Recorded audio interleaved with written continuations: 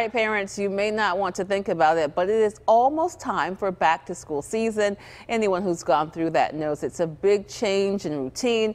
And for families living with autism, there can be even more adjustments. Here with some advice is Lou Randall. She is the executive director of Autism Connection of Pennsylvania. Lou, welcome. And you know, back to school is a change for all kids. You know, you're getting out of that summer routine and transitioning back to school. I can only imagine for kids with autism. Right. It's more of a challenge. It's a little harder, and I like what you said, all kids. So a lot of things we talk about with autism are applicable to all kinds of kids. So we kind of suggest people get ready by shifting bedtimes a little bit now and shifting wake times. You can practice things like using a lunchbox for regular lunch, or if you're at daycare, that kind of thing. If it shifts for school, shift it now and get people used to that.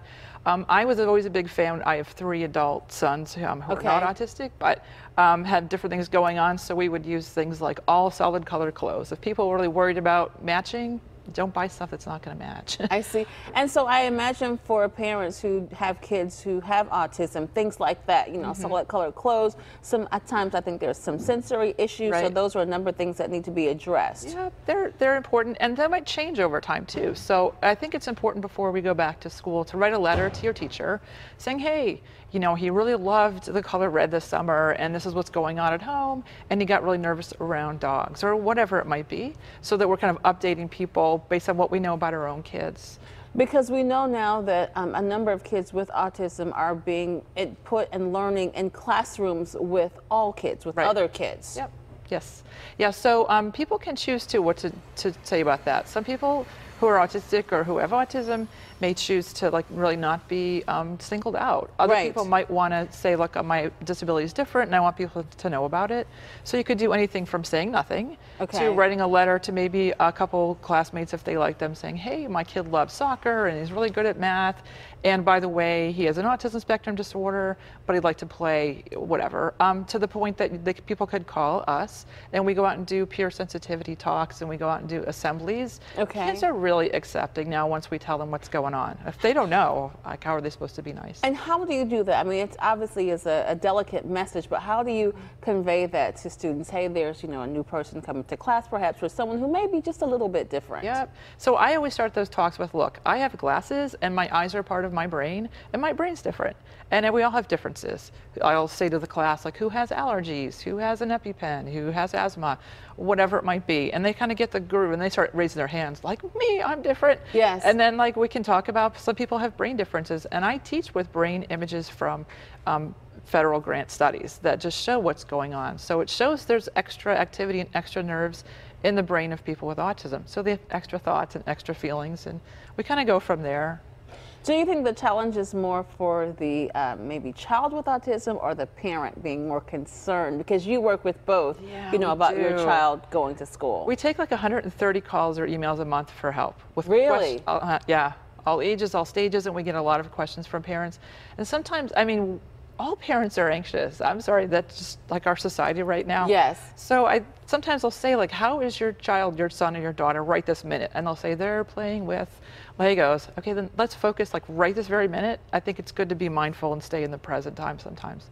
It's like they're fine right now. Yes. And things are really challenging for people. So we can talk about how to problem solve that. So I really suggest people do call us or write to us and let us help. And let's say you have a child who does not have autism, and you want to, as you say, you point out the differences, but make sure that they are respectful and understanding of that child. Is there anything in particular you would say to that child or that family? Yeah, I would say, because I think kids are curious anyway. Right. And I think it's cool. Like, if there's somebody in the class and they say, like, Jason has this thing about whatever it is, butterflies or whatever it is, if they're interested, it probably would be okay to reach out to that mom and say, my kid's kind of interested in your kid, and I know there's differences. How can we be more friendly? What can we do? And just, like, reach out to that family, because that would be a really cool phone call if it were me to get. And so you said start at home, just to reiterate, you know, the preparation for going back to school for all kids. I think for all kids, simplify, streamline. And if you have a disability or difference in your family, be different. Like, it's okay maybe to not.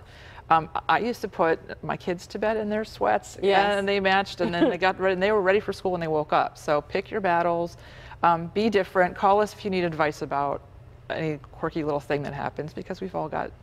Now, what about riding the school bus? So that's actually a civil right. That's your right to education if you have a disability, because Yes. you can't get to school if you can't Learn get your education, right? You can't get to school, so, right.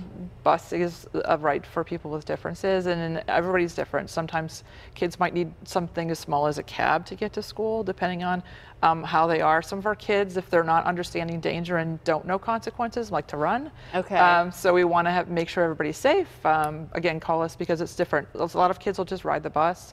Some accommodations I've seen for bus that I like are using headphones, because if there's a lot of noise on the bus, it kind of blocks it out. Right. And I always think we're raising 40-year-old people. So if Okay. if that can go for work, right, on the bus on the way to work, if that's an accommodation we all use, why not start it when they're little? It's fine. Raising 40-year-old people. We I are. like that. We are. So. Excellent. Lou, thank you so much for joining us. I certainly appreciate definitely some good advice there. Now, to access additional resources for families living with autism, you can contact the Autism Connection of Pennsylvania. And of course, we have a link posted to their site on kdka.com/PTL.